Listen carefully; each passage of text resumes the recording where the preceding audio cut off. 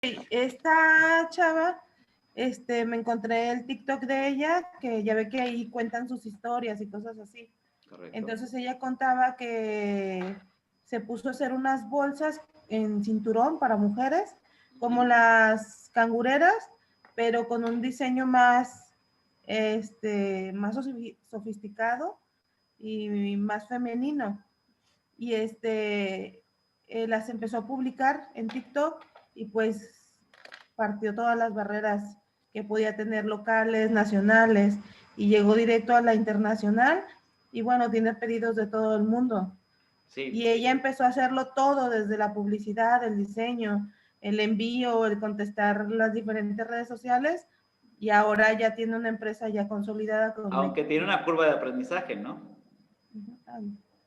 Sí, ojo, aquí tocaste un tema, Xochitl, que creo que es importante y que bueno que lo comentas, porque si no se iba a escapar dentro de las aristas. Uh-huh. Muchas veces el sector de diseño tiene, o sector artesanal, tiene la viceversa. O sea, si no hay mercados o hay sectores de mercado que si no son internacionales, no son. Uh-huh. Ejemplo, vender ollas de barro oaxaqueñas. En Oaxaca no valen nada.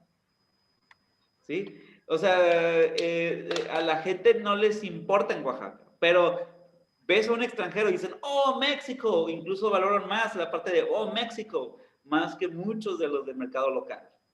Entonces, por eso, o por ejemplo, vender el vestido de la guadalupana. Tal vez sí les importe mucho aquí en México, pero no les importa tanto como le importaría a alguien que no lo ve.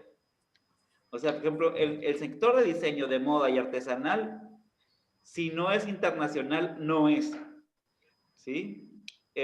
O cualquier cosa que vaya por la parte turística. Pero en sectores más normales que nosotros nos pensamos como el industrial, en sectores más normales que nosotros nos manejamos como el alimenticio, es muy complicado iniciar internacional y después pasarte local. ¿Sí? No significa que no se pueda hacer, pero hay ciertas barreras, hay ciertos aprendizajes que hay que tener. Por ejemplo, tú, Xochitl, dentro de la historia que no se cuenta, la de la diseñadora, seguro que las primeras cobranzas para ella no deben haber sido torturantes. Es así como, aunque recibí una lana, sí, perfecto, pero lo recibí en soles. ¿Y ahora qué hago? ¿Tengo que abrir una cuenta bancaria de soles? ¿Tengo que hacer esto? ¿Qué onda? ¿Cómo lo convierto? ¿Cómo es esto? ¿Cómo establezco un precio? ¿Sí? Las discusiones se vuelven en otro idioma. ¿Qué onda? Pues, me imagino que, por ejemplo, te vas por la moneda internacional, que es el dólar, ¿no? Y estás en dólares y ya le comentas a tus compradores que la compras en dólares. Sí, que y ya tienen... cada persona haría el cambio en su país respectivamente, no sé. Ojo, depositar en dólares en una cuenta bancaria no siempre es tan sencillo y depende mucho del país. No, y depende mucho del país, ajá. Correcto. Entonces, entras a nuevos problemas. Es lo que por eso te decía que era como 3.0, porque ahora no solamente tienes la problemática de hacer que la gente se interese por ti, que es lo de marketing 1.0, dices, o marketing local, para poder decir la palabra correcta, ¿no? El marketing local, lo único que te tienes que interesar es que, más bien, lo único que tienes que preocupar es que la gente se preocupe por tu producto, que te quiera tu producto y que tú tengas suficiente producto y se acabó. ¿Sí?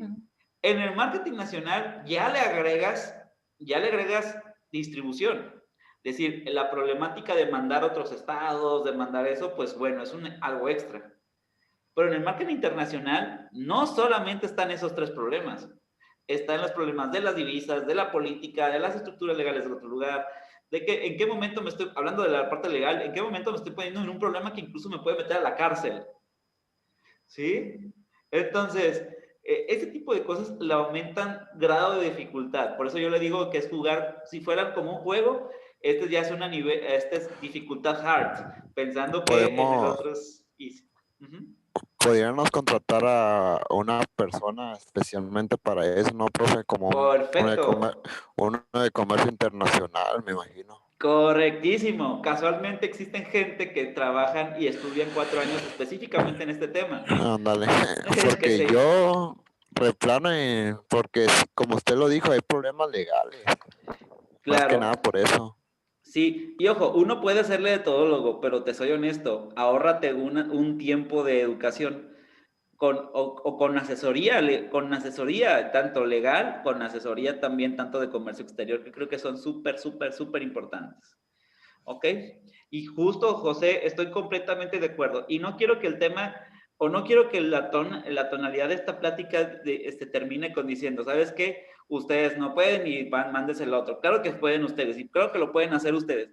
Pero mi recomendación, por lo menos la primera vez, es utilicen el conocimiento de alguien más para que al menos lo coachee, para que al menos esté al lado de ustedes, para que digan, yo creo que es esto, esto y esto, y a lo mejor con la asesoría tengas nueva perspectiva. Pero también es parte de, ¿no, profe? Como un ejemplo de que, ¿sabes que yo no puedo realizar tal trabajo? O si estoy en ese trabajo me puede quitar mucho tiempo a mí. ¿Por qué no contratar a una persona? Correctísimo. Y si estás hablando de nivel internacional, tienes el presupuesto necesario para poder pagar a otra persona. Al Ándale. menos, al menos. Entonces la idea, ¿no? Si ya estás pensando en internacional o estás pensando en muchos, muchos, muchos miles de dólares, pues oye, pues parte tantito de tu pastel en los pagos de expertos, ¿no? Por lo menos en lo legal, me imagino. En Híjole, logística. legal, no, legal y comercio exterior. Tú tocaste el tema. En Cuando logística, ¿no? menos. Y si quieres agregarle también una agencia de marketing que te investiga ya si realmente funciona, pues también te lo agradecería bastante. Un contador de allá, ¿sí? Sí. Porque, sí, al menos, ¿sí? Sí. Y es parte de la preparación de uno. O sea, tú eres empresario, tú tienes tu empresa, pero también hay que ver qué es lo que necesitas, qué es lo que, a dónde vas, y así la gente que ocupas. Porque trabajar solo, pues no vas a poder. Trabajar solo es mucho más esfuerzo y menos resultados. Tienes toda la razón. Se limita mucho. Te limita mucho a solamente lo que tú sabes o a tus tiempos. Y no siempre son muchos, ¿no? Entonces, gracias, Zuno, eso es una excelente aportación.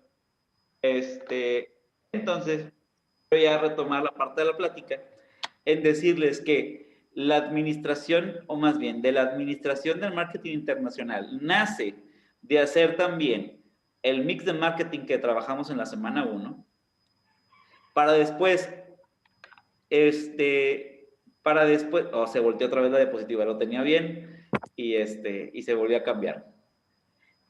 Parte en marketing internacional, es al revés el dardo, por cierto.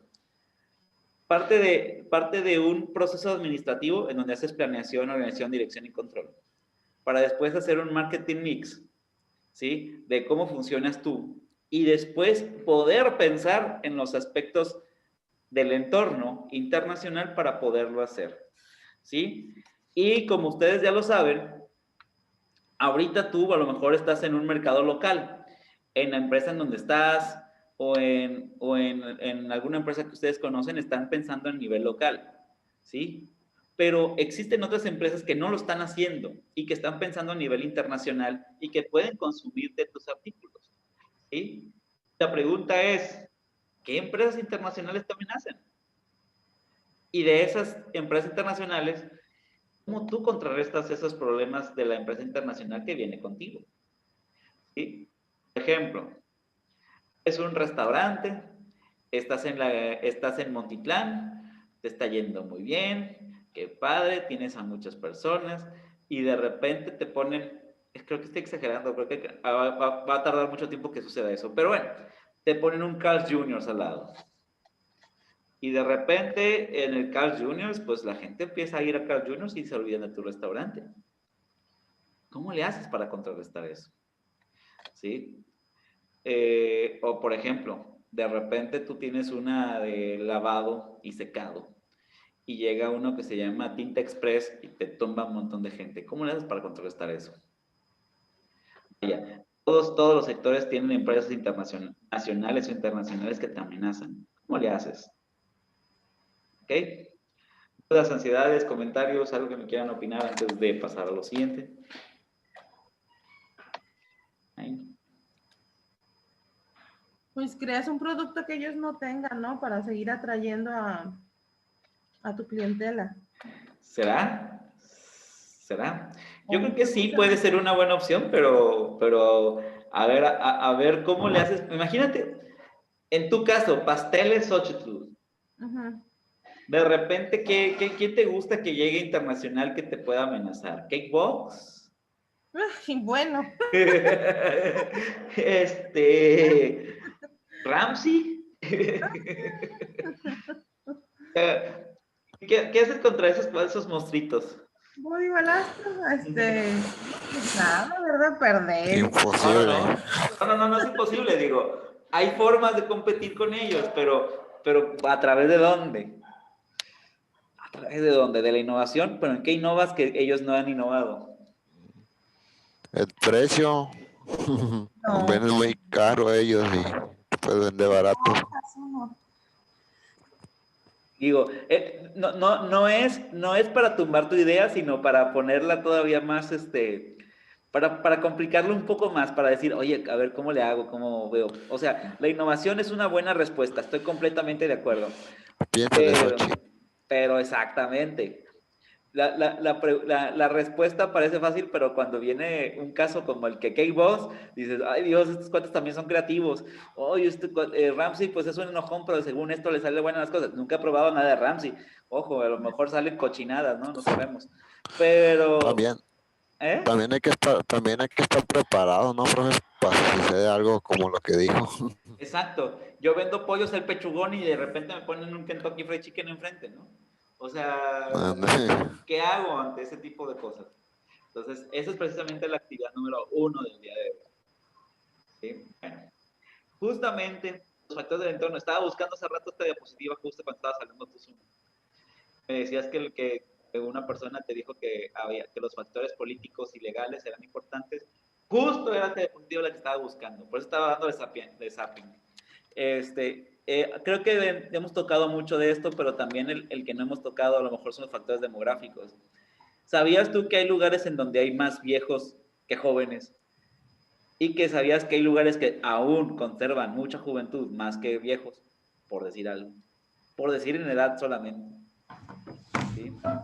Hay lugares en donde hay más hombres que mujeres, pero por mucho. ¿Sí? ¿Sabías? Hubo un tiempo que China tenía casi el doble de hombres que de mujeres. Es una historia cruel de esos datos perturbados que no deberías saber, pero pues que te lo sabes. No lo sabía, pero había visto videos donde dicen que no sé qué país europeo había más mujeres que hombres y que si decían que si tú te vas a ir para allá, las mujeres que quién sabe qué, no sé qué.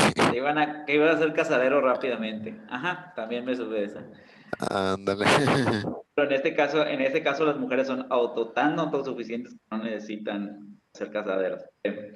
O sea, ya saben hacer automáticamente todo. Entonces ya no es por eso, sino a lo mejor por amor. Muy bien. Entonces, en la parte en donde les decía de hombres, bueno, ahí está la historia perturbadora que no sé si deberían saber. Pero resulta ser que en China hubo una legislación de mucho tiempo que te prohibía tener 2 hijos. Solamente te permitía un solo hijo. Hasta el 95. Hasta hace poquito. Y de hecho, hasta hace poquito te permiten tener, si pagas, 2 hijos. O sea, tener 2 hijos o tener perro en China es de millonarios. ¿Sí? Entonces, el punto es, o de personas que esconden bien al otro hijo, es otra historia. El punto es que en las comunidades rurales de esa época, desgraciadamente, valoraban mucho el trabajo masculino en el campo. Entonces, ¿qué pasaba? Decía, y aparte el machismo a todo lo que da, es decir, pues voy a perpetuar mi apellido, que no se pierda el apellido Pérez, o sea, cosas de esas, que voy a continuar con mi apellido, tal, y voy a continuar con mi legado, voy a empezar a hacer cosas, tal, para continuar. Y por otro lado, quiero algo que me ayude en el campo, etcétera, etcétera. Entonces, ¿qué pasaba? Si eran mujeres, las desconocían. O las mandaban a otro lado, o ya te imaginarás qué podrían hacer. Y esperaban a que fuera. Sí, yo sé, pues no quería decir la palabra, pero sí, las mataban al nacer. Entonces, ¿qué pasaba? Pues en China se empezó a llenar de hombres. ¿Sí? Entonces hay handicap, o hay mucho más hombre que mujer en China. Por eso, por esa prohibición. Ya ahorita se más o menos se niveló, pero todavía sigue teniendo esa crisis. Entonces, muchas veces los chinos, varones, si quieren casarse, tienen que ir a otro lugar, ¿sí? A Japón, Corea, Malasia, en donde hay trata de blancas, ya ni te digo, y etcétera, etcétera. Como eso, por ejemplo, incluso para negociar, por ejemplo, que China es un monstruo para negociar, puede ser un factor. Te soy honesto, no sé si sea buena idea vender lápiz labial en China, a menos de que tengas una población de las mujeres que también es una población de más de 1,000 millones de personas. Entonces, créeme que, pues bueno, si tienes un segmento grande ahí, pues al menos le pegas con unas 300, 400 millones de personas, lo cual es bastante bueno. ¿Sí?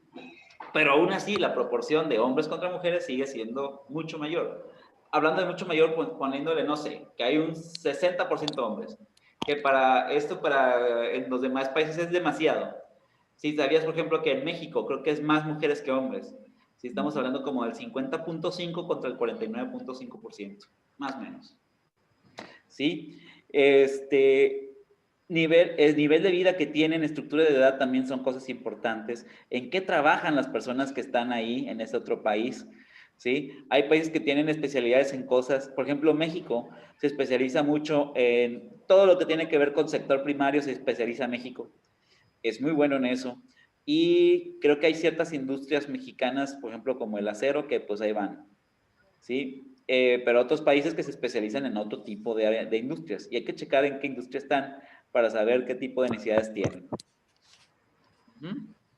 Bueno, y las condiciones económicas. Me gustaría pasarles un documento que yo tengo. Está en inglés, por eso no lo pongo como tarea como en específico. Y en sus tiempos lo van adecuando, pero me gusta mucho que se llama Global Index y es del 2019 y tiene una comparativa de todos los países que pertenecen a la OCDE, ¿sí? De cómo son, digamos, los ponen rankings. Por ejemplo, México está en el 44 a nivel ese ranking de 150 países. Y te pone en qué rubros en qué lugar está en cada rubro. No sé si les interesa voltearlo a ver para que ustedes pues después elijan un país y a través de ese país digan, mira, este es bueno en ranking, en esto, en esto, en esto, en esto. Por ejemplo, se van a sorprender, no sé si sepan, pero se van a sorprender que Singapur es uno de los mejores países en el ranking. Singapur está como en el top 5. Otro país que se van a sorprender, que está muy bien, es Malasia. Malasia está muy bien, ¿sí? Otro país que ya se imaginarían, Qatar.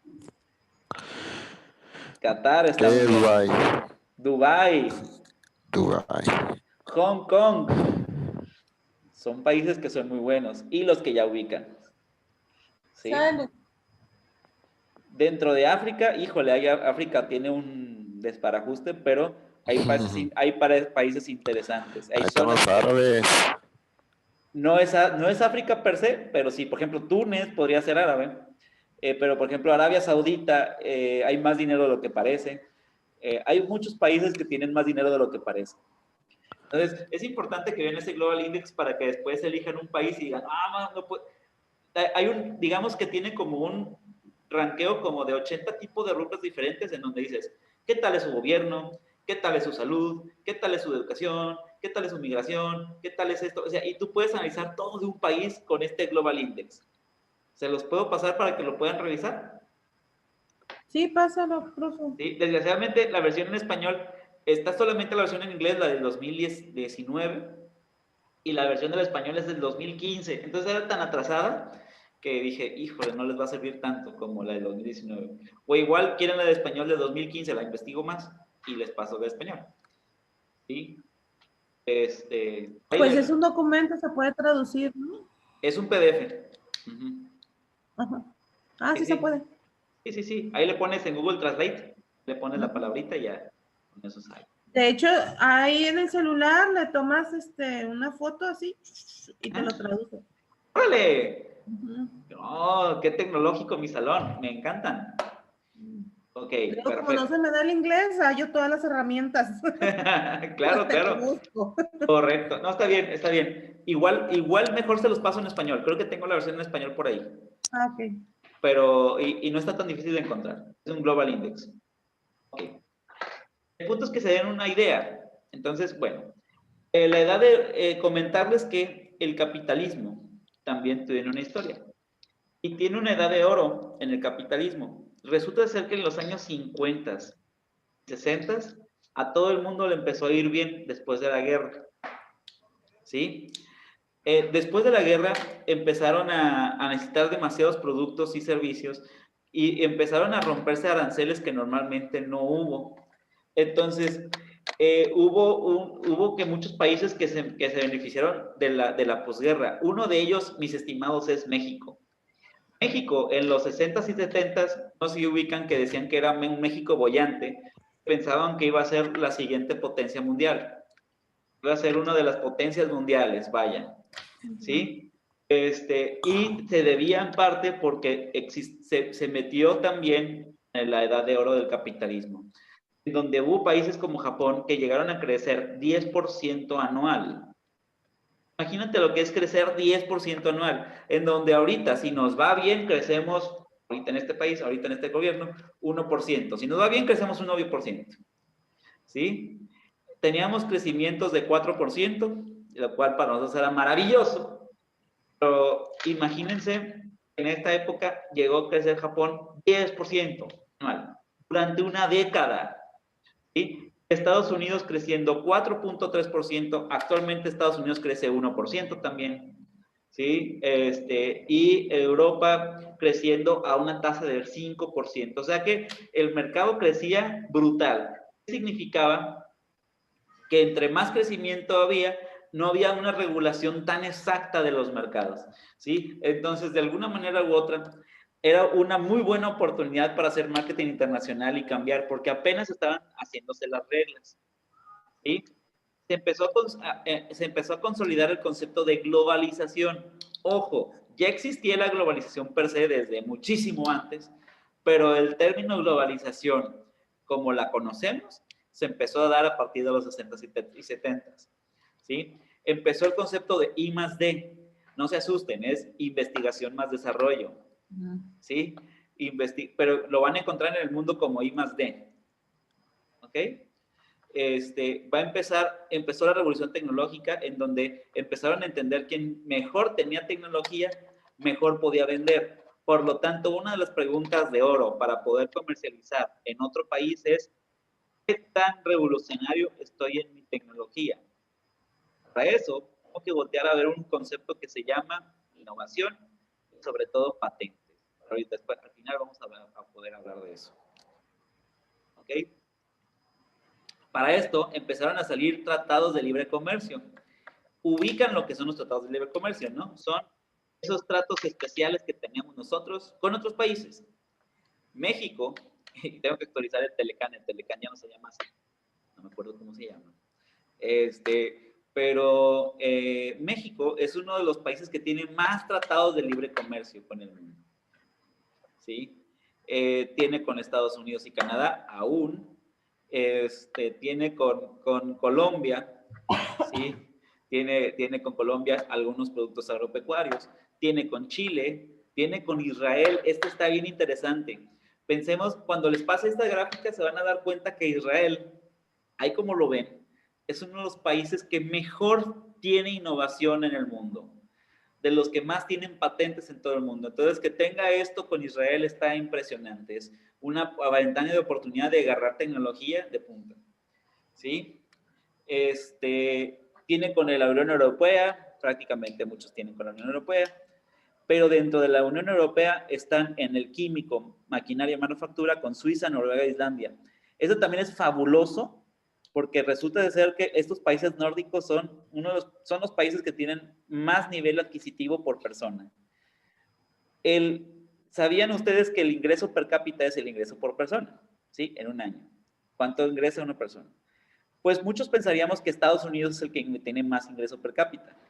Muchos lo pensaríamos. Pero la respuesta es no, es Suecia.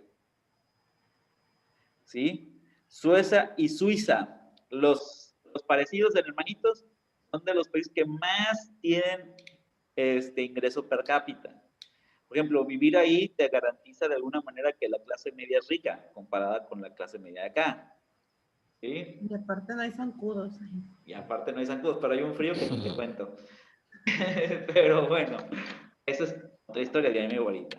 Con Uruguay también tenemos muchos tratados, con Japón, y te digo, hay uno aquí, también quiero destacar, que de hecho, Lima es uno de los lugares que mejor tiene desarrollado ese acuerdo transpacífico, que es la de mero abajo, la 11ª, con Australia, Canadá, Perú y Singapur, y se le llama la Cuenca del Pacífico. Si un día le averiguan, van a darse cuenta que la Cuenca del Pacífico, incluso hay un investigatorio en Colima. ¿Sí? Entonces... Yo tenía una duda, profe. Y dime. Un ejemplo, yo tengo una pastelería, Yes. pero quiero vender al extranjero. Ajá. Me llamo Exactamente. Ajá. Ajá, se llama Xochitl, quiero vender al extranjero. Sí. Exactamente, tendría que vender a países con los que está México con Tratado de Libre Comercio, no puedo vender a otros países.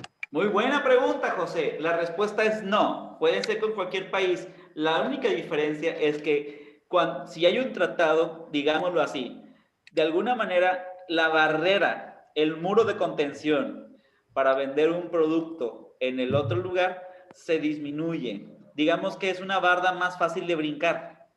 Porque a lo mejor hay ciertas cosas, hay que revisar que el tratado, ojo, el tratado no siempre son de todos los sectores, a lo mejor nada más son ciertos sectores de población. Hay que revisar, por ejemplo, qué tratado tiene México con países en el sector alimentario, y si fueras uno de esos países, es como requerir pasaporte nada más o pasaporte y visa, vaya. ¿Sí? En donde requieres menos esfuerzo para entrar.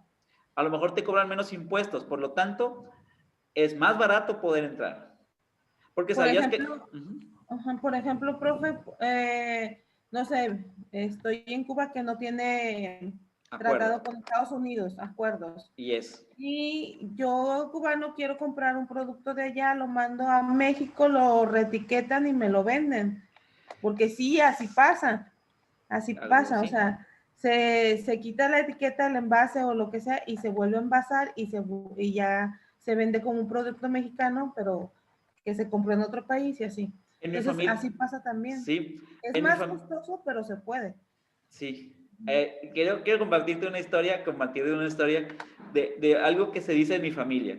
En mi familia, de hecho muchas personas lo dicen. No sé si han escuchado la palabra, te manejas con bandera panameña. ¿Sí? Sí, bueno, en mi familia se dice ese, te manejas con bandera panameña, andas ahí de incógnito, no soy así, soy Panamá. Resulta ser que en los barcos panameños, al tener estas facilidades, porque pues son, el canal internacional es Panamá, ¿sí?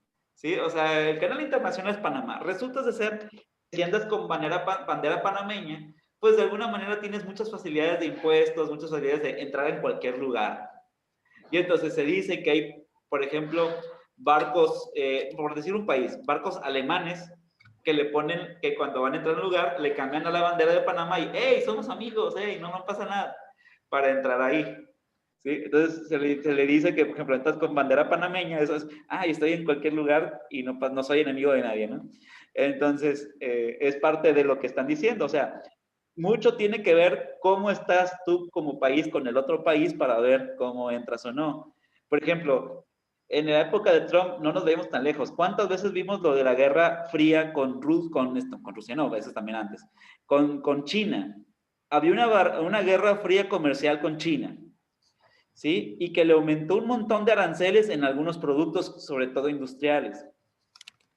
¿Qué significa? Que si eres China y tratas de venderle a Estados Unidos, claro, el comercio siempre se impondrá sobre la política. O sea, si pagas bien, entras a cualquier lugar, pero te va a costar más. ¿Sí? Y eso es lo que pasó entre China y Estados Unidos. ¿Sí? Le aumentaron barreras como el muro que querían construir con México, pero comerciales. Ya se acabó el mandato y no hizo nada. Y no, pues, gracias a Dios no hizo nada, hay que agradecerlo. Pero bueno, eso es una analogía de lo que sucede con los países que entras y son tus enemigos. José, la respuesta es, si México tuviera un enemigo, gracias a Dios no tenemos un enemigo potencial. Si tuviera un enemigo así de guerra o eso, ¿le puedes vender a tu enemigo? La respuesta es sí. Pero te va a salir más caro y puede ser más riesgoso. ¿Ok? Entonces, sí, Sí, sí, ya entiendo. Xochitl puede tener en todo el mundo, en todos los países del mundo. Que le sea rentable es otra cosa. Pues bueno, la pregunta de oro. ¿Qué produce México para el mundo? Ya se imaginaron cuál es el primer lugar, ¿verdad? ¿Ya lo ¿La leyeron? cerveza? La izquierda, exactamente. Nuestra principal exportación en el 2015 fue la cerveza. Y Y eso, y eso que la cerveza es alemana, según. sí, y los alemanes toman más cerveza que nosotros, by the way. No, ojo, no digo que seamos el primer lugar mundial. Aquí. ¿Mandé? Y eso que la consumen aquí, ¿qué exportan, muchachos? Pues, ¿qué te voy a decir? La Corona está, digamos, perdón que parece anuncio de Corona, pero la Corona está en casi Eso todo el sí. mundo. ¿Sí?